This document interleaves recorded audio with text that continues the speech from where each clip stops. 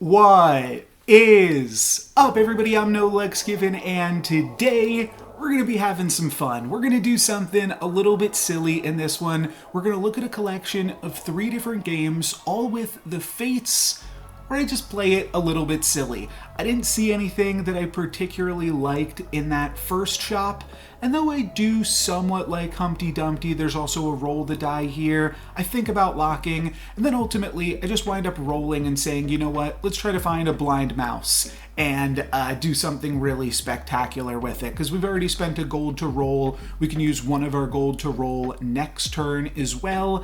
That's pretty decent odds that we could find the blind mouse. And I do that a lot on the Fates, where I'm just hunting for blind mice and trying to do silly things. There's a lot of really powerful tier 4 treasures, and we're actually going to take a look at that in the third game that I showcased today. But for this one, we are going to do something that I think is the silliest thing that you can do on the Fates.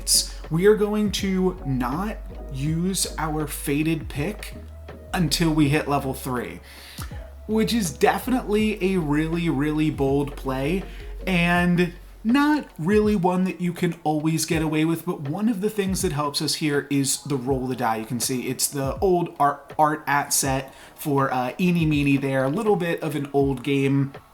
We'll be looking at new games starting tomorrow, by the way, but this was just a really sweet old game that I didn't think was like good enough to be its own video, but along with these other 2 clips, I think that it will be pretty fun to look at.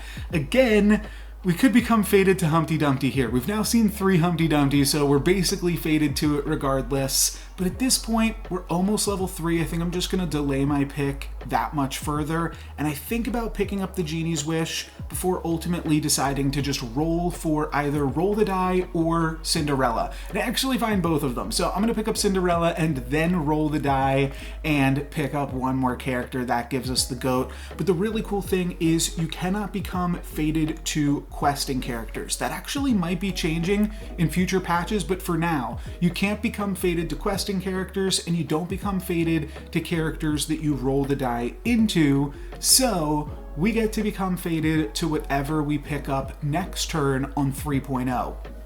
And that could allow us to do something really powerful and really silly. So hopefully we can pull something like that off. We've only taken 10 damage. It's not that much.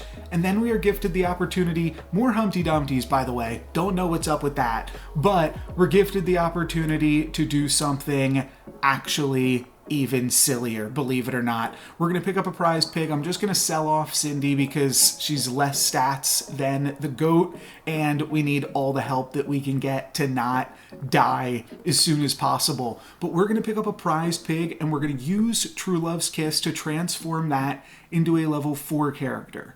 So now we are actually fated to this Fanny, and we're going to see an additional Fanny in each of our shops each turn until we upgrade it, which is really cool and really powerful. There's probably some good hits and some bad hits that you can do with this. Maybe we could even True Love's Kiss it again down the line, but next turn I'm just hoping to pick up like a Fanny and a Crafty. And then the following turn, we can either pick up 2 dwarves and lock the Fanny, that could be cool, or we could just pick up the Fanny and grab a tier 4 treasure right then and there. So definitely some options. Again, we are going to wind up taking a little bit more damage, down to 21, but we'll start to get stronger pretty quickly after that. I'll go for this shrink drink, and then we can buy and sell the chicken. That'll let us pick up this Princess Peep. That could add a little bit of power to the board. I think I'm just going to jump ahead a little bit here. I actually did not speed up these clips, so we'll see how this one goes. Do I just go for the Fanny on 3.2? I do. And this is actually an old enough clip that Horn of Olympus was still a tier 3 treasure, which works out pretty well. There's some nice synergies with that and Fanny, and then we do eventually actually find some dwarves here on 3.2, so that's nice. We can throw the lucky into whatever slot. Don't actually hate picking up the Bossy, but we are going to be level 4 next turn, so I think I decide to not lock that. And we're at 13. We wind up dropping down to 5 this turn, but then we get a Crafty for free, and then we actually really start to stabilize. We pick up 2 more dwarves. You can see that this doubly is very powerful, and I think it's powerful enough that we're actually going to be stabilizing. I mean, we have to stabilize, and I think I do wind up locking onto this Wish Upon a Star. Oh, maybe I don't. I just find a Wish Upon a Star in the future. This next turn, we actually have a bunch of bonus gold from this Greedy as well. Like, everything attacks into that, so that works out really nicely. We get a win, we stabilize, and we've got +4 gold now on 4.1. So going to wind up picking up a few more dwarves. Then I go for the Wish Upon a Star. Again, like, I'm very powerful for this stage of the game. And again, we wouldn't actually be able to pick up a Horn of Olympus with a tier 4 treasure at this point, but it was just a cool idea just to be able to show you. The tricky thing is, if any one single combat goes negatively, like, we're still very ahead of all of our opponents here. But if anything goes poorly, we will just die. So these aren't the best circumstances to be in. We're going to win this combat though, and we're going to get, again, 3 more bonus gold from Greedy. So things are going pretty well. We get to pick up a Tweedle now that we are on 5.1, rest of the lobby on 4.2. And we're definitely ahead. We're definitely doing good, but we just can't keep it up forever. We do wind up picking up another Fanny, and then, let's see, I mean, this is kind of a spoiler here in the bottom corner for how long we might potentially last. Looks like I wind up trying to transition into trees. Not sure if that was the brightest idea either, but I'm not finding dwarves here on level 6, and I gotta start finding them soon. That must have been what it was. I just wasn't finding any lordies, so I figured I would go for some dwarves, and I'm not really interested in angries at this point in the game. Yeah, it looks like no lordies to be found. I do pick up another Fanny.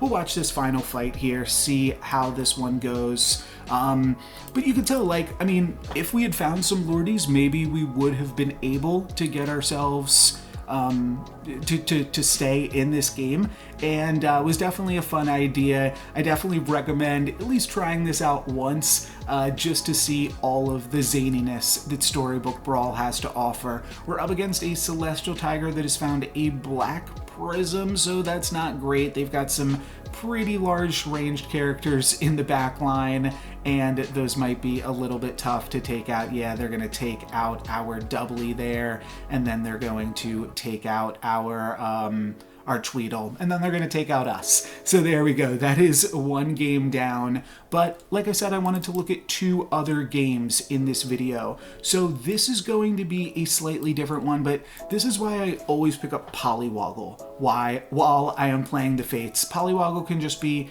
a really, really strong character. Let's jump ahead a little bit. We'll go for a Shrink Drink on turn 2. Then we actually have a pretty nice shop after that as well. We get to pick up a Sure Shot and a Lonely Prince. This was... My mouse was giving me some problems. It's actually still giving me some problems. You might see it in this video as I'm using my mouse more, but I have to get a new one. It's been double clicking, which has been awkward. So because of that, we weren't able to buy the Sherwood Sure Shot this turn, but next turn we'll be able to pick up the Sherwood Sure Shot, flipping over our Lonely Prince. We'll be able to pick up a Polywoggle, and then we'll lock on to a Polywoggle for the following turn, or maybe actually we'll just pick it up, considering Baby Dragon is our other option here. Yeah, I'll probably just wind up picking up both of those, and then, oh no, okay, I actually don't. So the reason that I do it like this is kind of twofold. So let me actually break this down, because I'm gonna lose track of these Polywoggles. So this Polywoggle, it's very specific, but this is the one that we are fated to. So I switch that and put that into the 4th position, so that way it doesn't slay. If this Polywoggle slays, that's fine, that's just another character. If this Polywoggle slays, then the unit that we are fated to will actually change. And so there's some incentive to try to slay with this Polywoggle once you hit 3.0. And then that's just another way you can become fated to a level 4 character, just like we were in the previous game. So that's kind of what I'm going to go for. Let's see what winds up happening. Yeah, it's going to get attacked into here, so we don't have to worry about that. My opponent is actually going to slay with a Polywoggle, and will take a little bit of damage. But the important thing here being, now we are just going to pick up a Polywoggle on 3.0. We're not going to become fated to a level 4 character. We're just going to try to get this Polywoggle to slay, pick up our level 2 treasure for free, and be happy with that. So nothing super crazy. Apologies. Nothing super crazy going on in this one, but I did want to at least address the idea that if you wanted to, this is another way to become fated to a level 4 character. But we're just going to become, we're going to, wash ourselves of our fates. We're no longer fated. We just get this 5/5 Polywoggle. But that's the reason that I really love Polywoggle on fates, because once you connect with it, and sometimes I'll pick up like a Crown of Atlas or a Corrupted Heartwood just to give that Polywoggle a little bit more stats, or Jack's Jumping Beans or something like that to give, is it called Jack's Jumping Beans? I'm not sure. But just to give the Polywoggle a little bit more stats. But because we're the Fates, our upgraded characters have those additional stats, and that actually just winds up being enough to allow your Polywoggle to slay more often than not. We're going to wind up getting a Godmother here, Fairy Godmother, which is pretty nice. We've got a bunch of good units already. Whenever any of them die, we'll get +4 health across the board. And then from here, I'm just kind of playing Storybook Brawl with an upgraded Godmother, and then a excuse me, a secret stash that we may or may not be able to make use of. And we'll see how the rest of it goes. It actually looks like we're going to get a second slay with our Brave Princess on that combat, because it was able to stick around with that extra 4 health from the Godmother, and then also the additional stats from the Good Witch here. But yeah, just a really cool play. We'll pick up some, we'll pick up a Reckless Wager and 2 golden chickens going into 4.0. So we've got a lot of extra cash going on there. And the rest of this game, I'm just going to kind of jump through it. A bunch happens. Basically, we get to use a Godmother to activate a Nutcracker. That's pretty sweet. We also get to pick up another tier 2 treasure here by tripling up on these golden chickens that we've hung on to for a while. Book of Heroes. Apologies. Book of Heroes does not seem super impressive, even though we are playing all good characters. It's just not a super impressive treasure, so I don't wind up going for that. I think they might be cutting Book of Heroes from the game soon, or at least that was the plan. Who knows? They might be cutting everything from the game soon. Yeah, Book of Heroes just doesn't impress me much. It's not a super powerful treasure, but we are feeling still quite powerful thanks to this Godmother just giving us all a bunch of health here. And yeah, that gets us halfway through our Nutcracker. It obviously has a lot of synergies with both Princess Peep and with the Friendly Spirit. So I'm somewhat interested in making use of both of those characters in whatever way that we can, and there's also some huge synergies with it and Lancelot once we hit level 5, so that's also something that I'm looking to take advantage of here. We'll pick up some XP. I think we can definitely afford to do so, and that'll help us find the Lancelot and yeah, just kind of push the advantage that we already have. Let's jump ahead a little bit more. We're continuing to do pretty good. We pick up a Evil Eye off of our Nutcracker, which is nice, and then hopefully we can find the Horn of Olympus off of this Lancelot currently in the shop. We actually have still not slayed with this Brave Princess, so I think time's up for Brave Princess. Then I'm just trying to see if there are enough stats on the current board to actually activate Lancelot this turn, because if 3 things die, then Lancelot will grab a treasure. So we could just put Lancelot in the back row. That could certainly be a way to activate it. I also kind of want the Godmother in the back row, if that's what we're going to go for. So what do we land on here? Looks like okay, I like this. Yeah, we find a Lady of the Lake. So now all that we have to do is have this friendly spirit die, and Lancelot will immediately activate. So that's pretty sweet. Could have locked onto the Robin Wood there, but ultimately decide not to. And then I don't think I'm going to lock onto that Heartwood Elder either. Kind of just hoping to find a tier 5 treasure to go along with our Evil Eye. And if we can find that horn, that would be really good. Otherwise, maybe like Staff of the Old Toad or something like that could be nice. But you can see we're still creaming our opponents here thanks to that Pollywoggle start. Godmother is not a character that you typically think of as something extremely powerful. But when you have an upgraded one and the potential to just build around it for the rest of the game, there's a lot of opportunity there. So winds up working out pretty okay. Here we have two options. We could go for Ambrosia, and I actually don't hate Hand of Midas. The idea then being that you're probably just straight up rolling for Baba Yaga to attach to this Lancelot, and then you've got Lancelot Baba Yaga, though I don't hate Masquerade Ball here either. Potentially find a cool level 6 character. Gumblegore is cool. It does work with the Evil Eye, but ultimately I just don't think that it's worth taking out our whole Evil Eye. And then we're going to find the Baba Yaga, so I'm going to go ahead and grab onto that. We'll sell out of this Brave Princess. Still haven't used the Secret Stash, probably never will. And yeah, now we just have an upgraded Lancelot with an upgraded Baba Yaga. We're up XP on the rest of the lobby as well, and I'm hoping that that will propel us to victory. We'll see how this one goes. I guess I'll take a look, see it, watch it slay. We play up against a Loki with a Holy Grail in waiting, ready to make use of that one. But our Lancelot's gonna slay. That's the important part. Gets pretty big.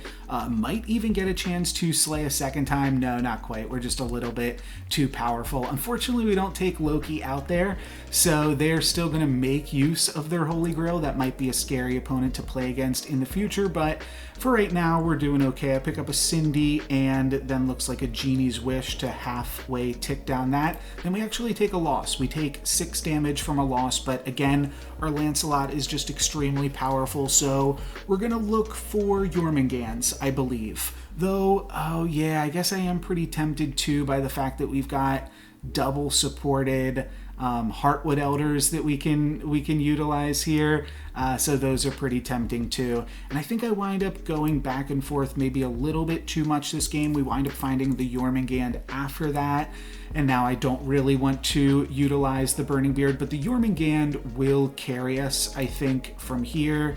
That is looking pretty strong. Then my opponent with a Wizard's Familiar, looking nice. This could be a close one, actually. Let's see, we wind up hitting them for 16. Okay, never mind, not close. We are crushing it here. And now we'll just want to continue to, oh, I guess I locked onto a Knighthood as well to end off the turn. Okay, so this is the plan. We're all in on this now, trees be damned. And here's what we're going for. Still a lot of time left in this game. We can see that the Loki has died, so we don't have to worry about that. I'm going to pick up some Nyan Sea Terrors, and we are looking for Horn of Olympus still. That would be the best thing to grab. So when I find a Rune Stones, now I'm just going to try to triple up one of my level 4 characters. I'm not going to try to complete the 9 Sea Terror. Then I think I wind up finding, yeah, I'm just going to roll past these 9 Sea Terrors, and I wind up finding a bunch of Baba Yagas. I actually sell out of the Sea Terror here just because I want to keep all of my pairs, and I want to keep buying Baba Yagas too, so that way we can actually make use of the horn once we find it. So that's what I wind up doing. We're up against Cursed King. They've got better treasures than us and much bigger Jormungand, so that's a little bit of a scary opponent. They're going to take us out, hit us for a little bit of damages here. What is this? 12, 8, yeah, 15. So we go down to 7, but then we are up against the Ghost, and we don't find anything up against the Ghost by the looks of it. We do roll past a River Wish Mermaid, and then I also just go ahead and pick up a Soul Tack because I excuse me, I have at least one opponent that is playing Slay stuff. So they could be a little bit scary, and we might have to use a soul tack to defeat them in the future, is part of the idea here. So yeah, no problem up against the Ghost. And then we do eventually find the Horn of Olympus when we triple up soul tack. Actually, that winds up being the character that we triple up for the turn. So now I'm going to put in all of these Baba Yagas. I'm going to protect the Baba Yagas with the soul tack. We can put them in any order, so this is the right way to do it, and hopefully we've got enough slays here to take out the Potion Master. And then I'm eyeing up that when we play up against the Cursed King, we can actually just cut this Heartwood Elder and play only 2 backline characters, both Baba Yagas, and just soul tack support both of them. So that could be a fun idea. Let's see how these last matches wrap up against Potion Master and the Cursed King. We are going to be big enough to take down these dwarves. That's not going to be a problem. But this Cursed King could be absolutely huge at this point in the game, considering now they're playing up against the Ghost, and they're just slaying, and they've also had that bounty board. So they're doing a lot over there. We do get to do something nice here ourselves. We pick up another Jormungand, so that's a pretty cool character to add there. I'm gonna grab a cough drop before we take a look at the third game in this video. You know what, let me just do that now. I will jump ahead, and I grab a Hugify for this final combat.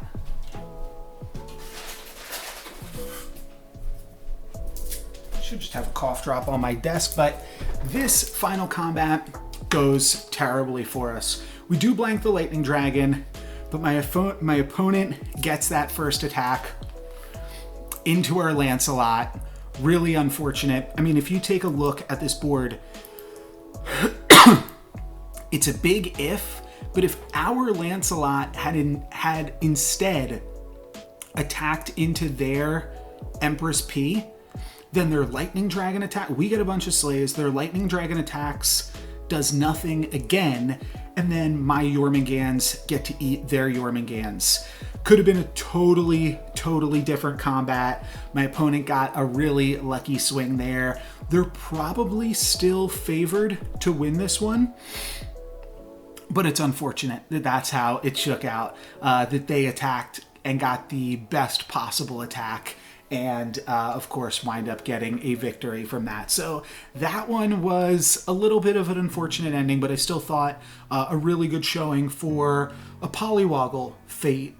And there's one other game that I wanted to take a look at here with the Fates, and this one is going to be a Blind Mouse game, which is, you know, I've looked at a lot of Blind Mice game on the Fates in the past, so this isn't like particularly groundbreaking content. When I played this game, actually, though, it was a little bit more noteworthy, and I'll show you why, because I got Evil Eye, which is just became, and at the time of playing this, it had just become a level 4 treasure. So to grab what was previously a level 6 treasure on turn 2.2 felt like pretty impressive, and I wanted to see what you could do by picking up an Evil Eye this early on in the game, so we'll see where it goes. Just wind up picking up a Humpty Dumpty. After that, I don't lock, and then we find some supports right after that. So definitely want to pick up both of these. The question is, do I want to sell something off to pick up the other one? And if I do I want to sell off my Humpty, or do I want to sell off my Blind Mice? Kind of a tricky topic there. And then there's even a few ways that you can order your board, and maybe I would even want to lock onto this Wicked Witch as well. After realizing that for a second, I don't currently have any evil characters, but it would make picking up something like a Kitty Cut Purse really, really strong. And again, there's two different ways to order this board. You can give yourself a 6-9, which is nice, along with an 11-13. Or you can just go with whatever it was, a 15-19, which would also be a pretty strong board. So wind up going along with this. I thought that this was a little bit nicer, and we'll see what we can do with a turn 3 Evil Eye, which I just thought was a lot of fun.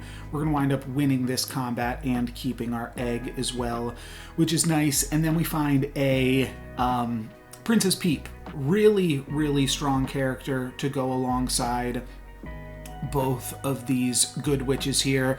Pick up the Wicked Witch, and now double supporting this gives us a 9-13 that is going to spawn an additional 9-13 after itself, plus a 5-7 and potentially another 5-7 if our egg goes first. So we are really, really ridiculously powerful, to the point where you can understand why I might be a little bit inclined to roll for a blind mouse early on while playing the Fates. It's also just a ton of fun. We do get our egg cracked here, but here you go. Yeah, a 9-17, a pair of 5-7s. We're even going to lose those slowly as our support characters attack in, but the second one survives, and then my sheep can take him out. Don't know what I actually go for here. I mean, oh, actually, this looks great. We get to pick up a Black Cat and a Water Wraith, and we're super well set up for Water Wraith with all of these summons and things. And then I will probably just throw the Shard of the Ice Queen on the Lonely Prince, even though it's a little bit awkward to make use of. And then I can actually even play this Mad Mim with the doubled up support bonuses and move that Good Witch back to the front again. A nice little 6-9 character. So yeah, all of this seems great. I flipped these two. I'm not even sure which one would be totally better here, but this is just a really, really powerful start. And I am able to use this to propel me somewhat through the rest of the game, but we'll see how far this can actually take me. It's not going to take me the full ways around, as we're even starting to fall off a little bit here, though that was a Tiger that had already hit 2 treasures. A Sporko, not too terrible, and then I buy some more XP. That seems smart. We already have one of the strongest tier 4 treasures, so we'll try to hit level 5 and find some tier 5 treasures at this point, and see where we can go from here. We pick up another Princess Peep. Let's just skim it through all of this stuff and see where we can go. Throwing the Sporko into slot 1 is obviously worse for the Water Wraith, but it's nice because then if the peas, or the peeps, the sheeps, spawn there, then they've got something to do in every single location. So that's kind of cool. Pick up a copy of Sporko, and then we will run this Reckless Wager, and we're probably a little bit of XP up on the rest of the lobby, enough that I decide to not lock on to that XP there. I've had enough XP, I assume, at this point in the game. So we are looking pretty good, and we'll watch this combat right here. The footage isn't sped up, that's why I've been jumping through it a little bit more. Lightning Dragon, actually pretty terribly annoying for us, so that part's awkward. That's going to take out a few of our supports and going to spell a little bit of disaster for us here. Does mean we will probably wind up taking a loss on this one, but not too terrible. We're still above 20 health, so still in second place, not too shabby. We'll pick up a Sporko, and that'll give us another tier 4 treasure at this point. Probably take Krampus's Sleigh. Yeah, that seems fine. Up against the lobby leader, they've probably got a good treasure or 2. Then we have the option to pick up like a Hippocampus. Yeah, just gonna wind up rolling and doing nothing. Though Lancelot plus 16, yeah, that would activate. So let's sell off my bench and I suppose this Black Cat and get Lance in there, and that'll give us a free tier 5 treasure. I either have to sell off the Water Wraith or the Black Cat here. Gonna go with Black Cat, and then I put the Water Wraith back in. Kind of a tricky decision, actually. But yeah, really sweet. And then I even threw Lancelot into position 2, just so that way it has a little bit more health. Maybe that's something interesting. I don't know. And we see that the treasure that my opponent has is a treasure map. Now, I don't actually know if we're going to be able to steal it here, but if we get max value out of all of these Ps, there's a chance. There's a definite chance. This is like an absolutely huge P. If this could take up it, then it's going to get plus 20 again. Yeah, we're not going to be able to win this fight. So would have been cool to steal the treasure map, though we would have activated the Lancelot first, I believe is how that works. We would have gotten though honestly, I'd be really curious to find out how that actually works. But regardless, we are now on 6.0 with access of Staff of the Old Toad. So I think that's pretty good. Could also grab the Ambrosia, but I think we just go Staff of the Old Toad and then try to pick up some cool tier 6 characters. We could still go the Jormungand route. We do have Evil Eye and a nice big Lancelot already for this stage of the game. Though I could also certainly see going into trees, especially with a Green Knight here. The Doom Breath, also pretty good. And I think what I actually wind up doing is just selling off the Water Wraith and this Good Witch and playing the Doom Breath and the Green Knight. Just trying to give as many stats to this board as possible, and then we'll see what direction we go into after that. But looks like I'm kind of still fluctuating between summons and trees, and for that reason, I don't wind up picking up the Echo Wood just yet. I want to watch all of these combats because I actually have no clue what I do with this Krampus's Sleigh. And I'm very curious what I wind up stealing, because that's going to certainly potentially provide some direction. Though if we wind up stealing something from this opponent, I mean, that might just be a skip. I'm not super interested in a deck of many things with how far ahead we are. So yeah, looks like that might be a skip here. Court Wizard's going to take out Lancelot. That's actually a little bit annoying. Will my Green Knight be able to hold it down? Looks like it will be able to find us the tie there, actually. Okay, that's best case scenario. Tie is actually best case scenario because we don't lose any health and we don't lose our Krampus's Sleigh. So that's fantastic. We'll pick up a good boy on this turn. Could probably go for a Reckless Wager here. I think that's what I'm eyeing up. Seeing if that Apocalypse had already hit 6.0 to decide if we should bet on ourselves or not. And then we're going to find another good boy. So by selling off 2 of our characters here, looks like Doom Breath and Princess P, we can pick up a second good boy. And that's definitely way too hard to pass up. We can double support this second good boy as well. Make it an 18-22 with our pair of supports. And then I'm like, well, we could also do something like this. Like, I'm not sure if I want more attack on all of the good boys or if I want to go for just more health and put this Green Knight into the first position. So a lot of different ways that you can play it here. And ultimately, this is what I wind up going for, but no really wrong answers.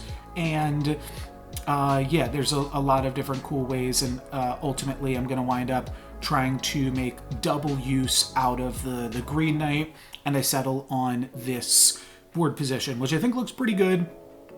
We have the option to potentially steal a Helm of the Ugly Gosling from our Apocalypse opponent, or we could potentially lose and take a little bit of damage. They seem somewhat strong. They've got a double supported Empress P. That's a little bit tricky. That gets down to 1 health before we take it out. And fortunately, like if we had taken out the Echo Wood first, maybe we would have had a little bit of a shot, but I don't know, not really. So looks like we are not stealing anything from the Apocalypse. We're actually going to steal a treasure from the Ghost, which is a little bit awkward, but we'll make it work. I'm going to pick up a Hercules, and then I'm going to Dream.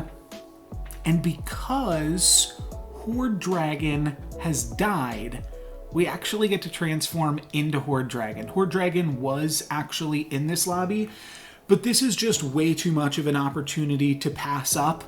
I did think this was a Horde Dragon game, but I couldn't remember how we got there because I was like, there's still a Horde Dragon in this lobby. And then what we're going to do is we're just going to try to activate the Hercules this turn. We're going to go good boy, Hercules, putting the most attack, focusing all of our attack onto the good boys, even moving the Good Witch onto good boy, which gives it a little bit more attack. So this will be plus 18 and then plus 40.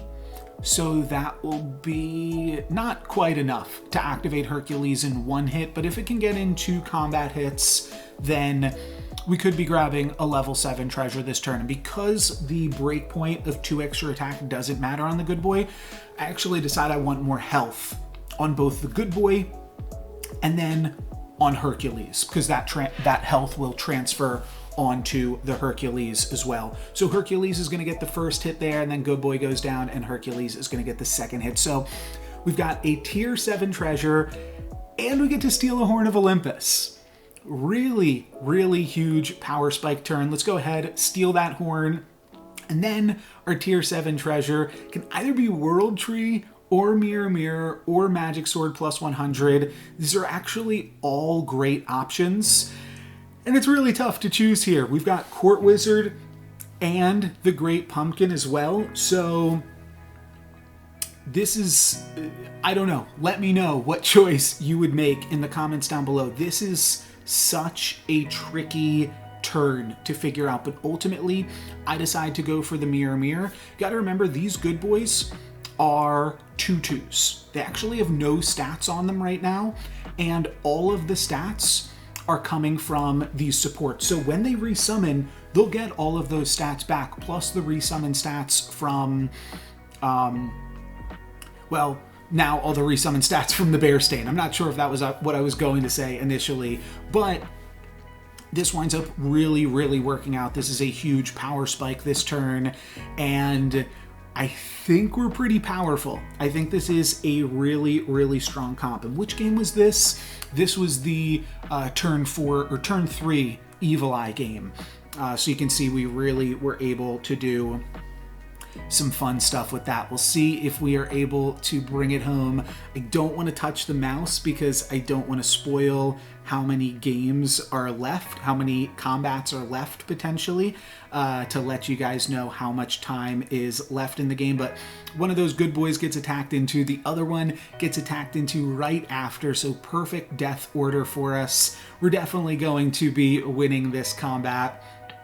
This worked out really well, and even in combats where things work out a little bit awkwardly, where your Bear Stain or Empress P get attacked into first, they do get to resummon because we've got the Mirror regardless. So really cool stuff. We could cut Good Witch of the North at this point.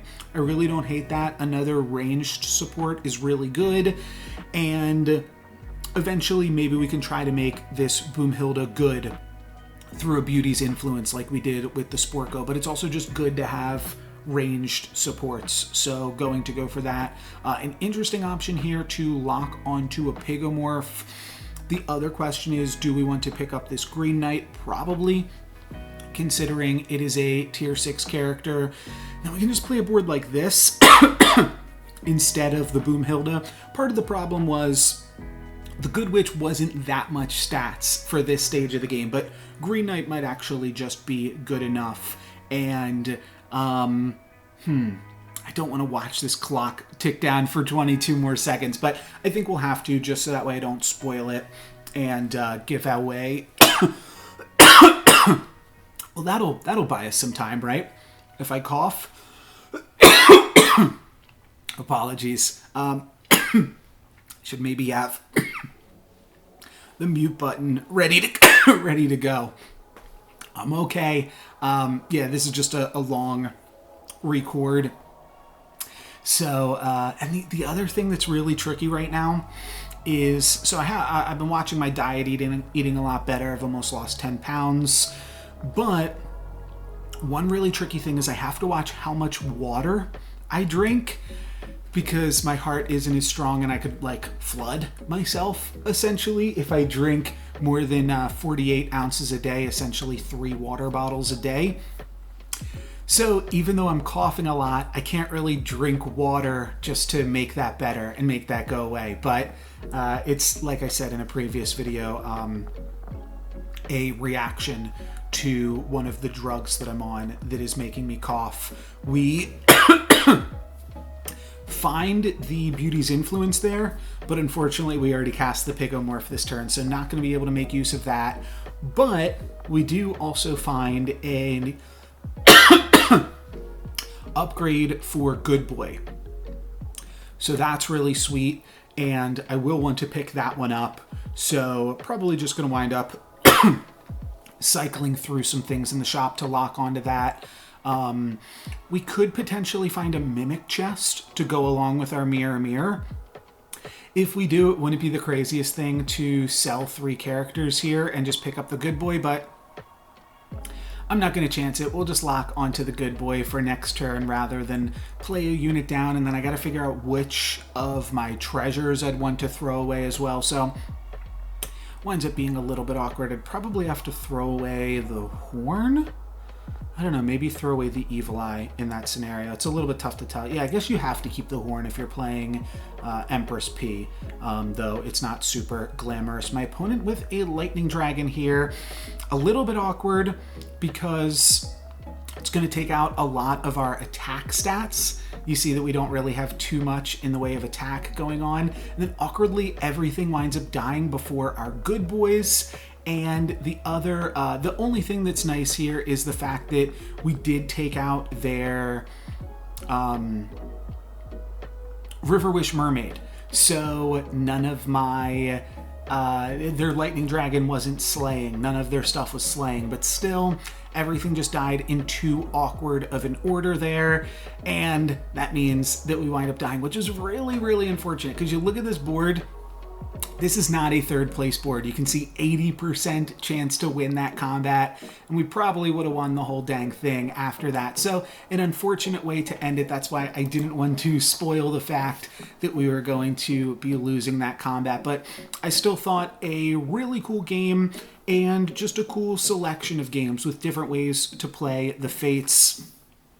I've got some other cool Fates games going that'll be like their own separate videos. I think now that I have this page open, yeah, I've got 2 other cool Fates games that'll be like standalone videos lined up for the future. But I just thought these were all kind of cool, silly things to explore, especially that first game. I've wanted to show that off for a while, but I just knew it wasn't like a full video caliber because it only would have wound up being like a 10-minute video or something.